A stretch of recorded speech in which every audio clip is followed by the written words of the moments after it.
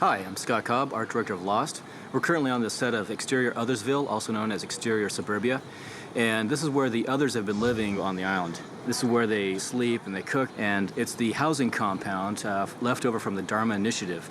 And we're standing directly in front of Juliet's house, as you can see in the background, where she lives, where we built the interior on a stage. We have the exterior here on location. The design comes from the idea that it's an experiment in utopian society. And part of the feel of this is to create a very mundane, suburban, could be anywhere type of location. Morning, Juliet. We're going to have a very sort of monotone, uniform look about the design.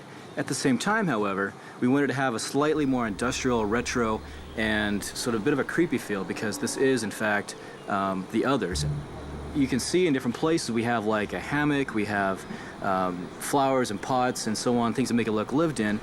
However, there are these very industrial-looking lights as well as surveillance cameras, and that ties in more about the manipulation of the people that live here by Ben. There is something a bit different about Ben's house. If you step back a little bit and look up, you can see that Ben's house is a little bit bigger. And although we haven't established that so much as an interior, but it does show that Ben lives maybe a little more comfortably than the other people do on the island in Othersville. This place originally actually is a YWCA camp called Camp Erdman. And when we first got here, all the houses were a different color. There wasn't any grass. The grass was actually dead. No gardens and so on. And we spent quite a bit of time refurbishing the places to give it that feel that we were looking for. And we've been maintaining it since then. There have been people coming out here from our greens department and watering the lawn pretty much daily.